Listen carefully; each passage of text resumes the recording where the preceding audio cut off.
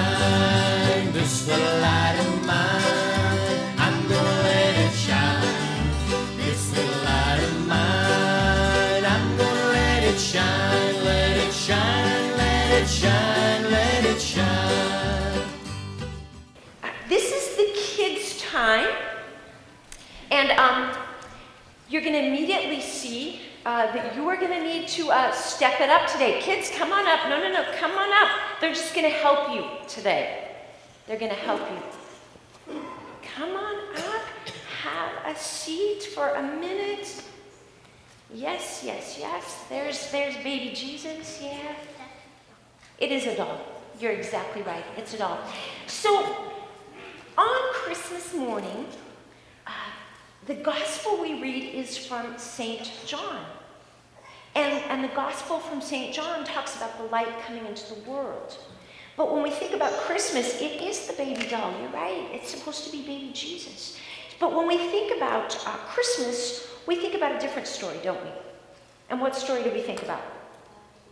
The baby in the manger. So today we are going to do the unthinkable, the unfathomable, and perhaps the unreasonable, considering I have 5 children, but I have you.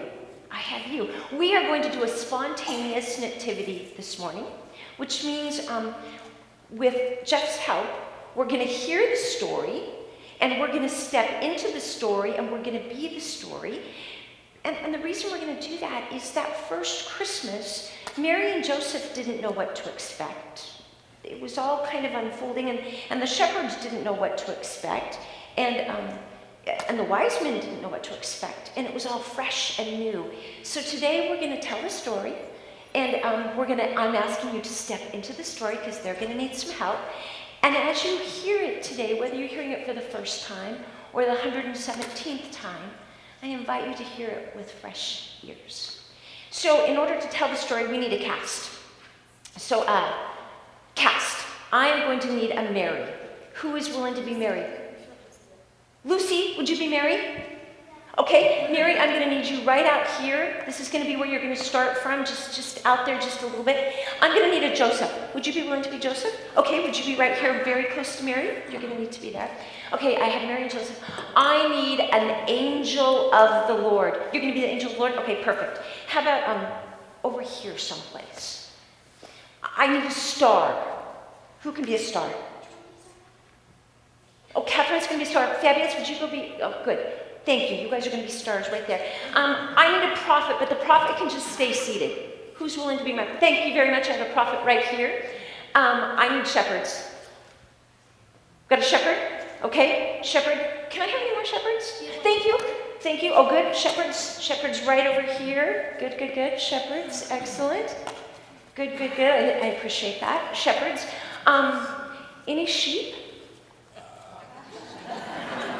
I could take some sheep. If you want to be a sheep in your seat, you can be a sheep, or you can be a sheep up here. Angels. Who could be an angel? No angels? You'll be angels too? Thank you. I am going to have some wise people. Can I please have some wise people? Oh, good. Thank you, wise people. Wise people, I'm going to put you right over here. Thank you so much, wise people. Okay, so we have Mary and Joseph, and we have shepherds, and we have, who's my star? Okay, star, I need you to be star. Can you be star? Okay, and when your time comes, you're bearing gifts, so you will bear gifts. Very good. And angel, you can be an angel or you can be an angel. Good. And be careful of the flame. No angels on fire. Okay, I think we have our cast, right? We're good? Okay, narrator, would you please help us out? We are going to tell the story of the birth of the Christ child as told in the 2nd chapter of Luke and the 2nd chapter of Matthew. I'm going to need you all to help us in this story. We have our volunteers. You don't have to say anything or do anything other than come up here. Again, for those of you who did not want to volunteer as sheep, this is still another chance for you to be a sheep. You can baa like a sheep. Oh, good. We got lots of sheep. I love this place. Our angel is flapping her wings. So I invite you to think about what part you would like to be as we tell this old story. This is a spontaneous story. While we often think of this story as part of God's plan, something that was waiting to happen for a long, long time, we need to remember that the shepherds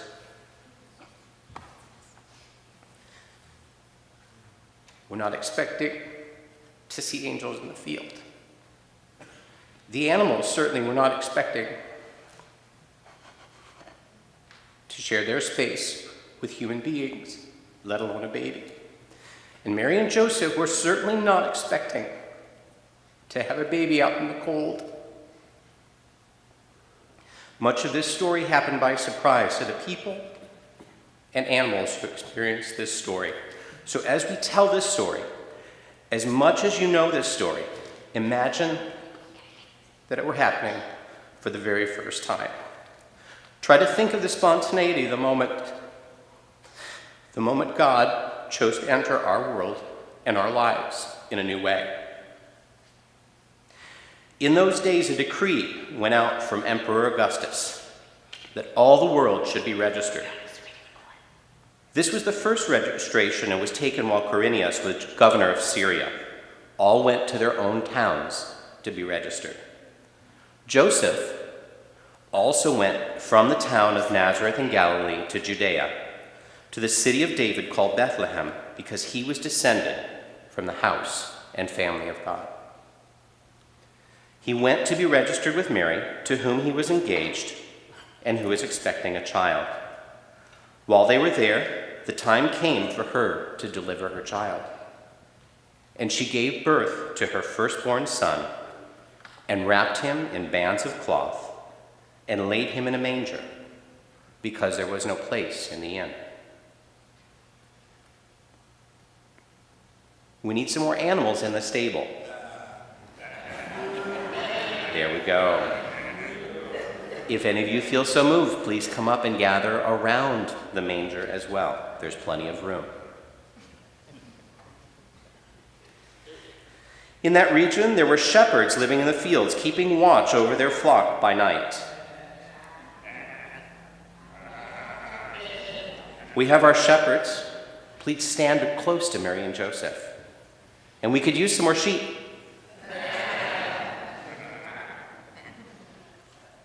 One more time, just for fun of it. There we go. Then an angel of the Lord stood before them, and the sheep. And the glory of the Lord shone around them, and they were terrified. But the angel said to them, "Fear not, for I foresee I bring you tidings of great joy to all people. For to you is born this day in the city of David a Savior, who is Christ the Lord. And this will be a sign for you. You will find a child wrapped in bands of cloth and lying in a manger." And suddenly there was with the angel a multitude of the heavenly hosts. Glory to God in the highest heaven, and on earth peace and goodwill to all. When the angels had left them and gone into heaven, the shepherds said one to one another, Let us go now to Bethlehem and see this thing that has taken place, which God has made known to us. So they went with haste and found Mary and Joseph and the child lying in the manger.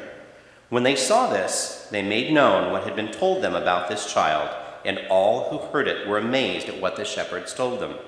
But Mary treasured all these words and pondered them in her heart. The shepherds returned, glorifying and praising God for all they had heard and seen, as it had been told them. In the time of King Herod, after Jesus was born in Bethlehem of Judea, wise men from the east came to Jerusalem, asking, "Where is the child who has been born King of the Jews? For we observed his star at its rising and have come to pay him homage." When King Herod heard this, he was frightened, and all Jerusalem with him. And calling together all the chief priests and scribes of the people, he inquired of them where Jesus the Messiah was to be born. They told him, "In Bethlehem of Judea, for so it has been written by the prophet." Prophet, this is your line. And you, Bethlehem, in the land of Judah, are by no means least among the rulers of Judah, for from you shall come a ruler who is to shepherd my people Israel. Then Herod secretly called for the wise men and learned from them the exact time when the star had appeared. Then he sent them to Bethlehem, saying, "Go and search diligently for the child, and when you have found him, bring me word so that I may also go and pay him homage." When they had heard the king, they set out, and there, ahead of them, went the star. Star. Star. Star. Until it stopped over the place where the child was. And when they saw that the star had stopped, they were overwhelmed with joy. On entering the house, Entering. Closer. Nice job, wise men. they saw the child with Mary and his mother, and they knelt down and paid him homage. Then, opening their treasure chests, they offered him gifts of gold, frankincense, and myrrh. And having been warned in a dream not to return to Herod, they left for their own country by another road. This is the story of our Savior's birth, as told by Luke and Matthew. We heard from the prophets, we witnessed the faith of Mary and Joseph, we journeyed with the shepherds as they heard the angels, and we followed the wise men as they followed a star. Thank you all so very much. Mary and Joseph, thank you. You may return. Stars and angels and narrator and prophet and wise men and shepherds, thank you.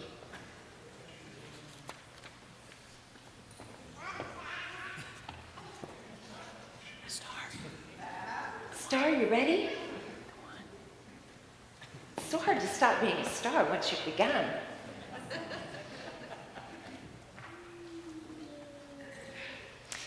So we've merged John's telling of the Nativity and the Lukean Matthew telling of the story.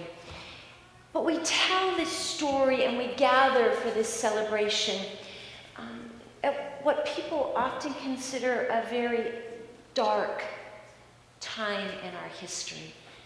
We've just come through one of the most difficult, brutal political seasons in our country. And even as we think about how hard those months behind us have been, we look at places like Syria that continue to be filled with mayhem, a country that's been absolutely devastated between war and immigration, people fleeing for a better life. In Chile last night, there was an earthquake. Last night in Russia, a plane went down, and there are families dealing with a whole new reality this Christmas Day. However, if we think that darkness has the prevailing voice in our world, there's a possibility that we're looking in the wrong places or for the wrong things. Of the Nativity, Dr. David Lose uses the word audacious. I'm pretty sure I've never got to use that word before in a sermon, audacious. And Dr. Lose says, isn't it audacious that a baby born to an unwed mother amid the squalor of a backwoods town would even matter? Really? And yet, that is the very essence of the gospel. That we have a God who shows up when and where and how we would least expect our God to show up. On this day, as we think about how John talks about the Nativity and about how Luke talks about the Nativity, we are reminded that our God shines light into dark places.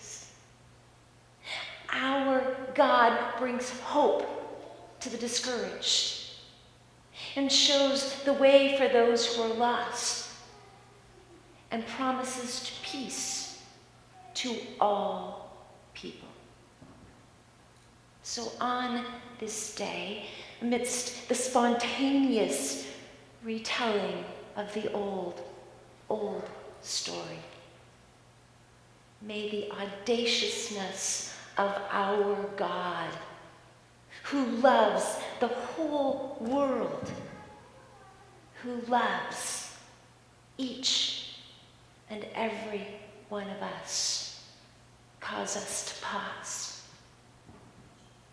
And in that pausing, may the light seep into the crannies of our spirit.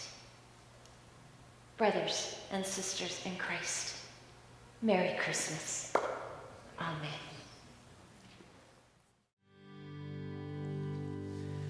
Well, this light of mine,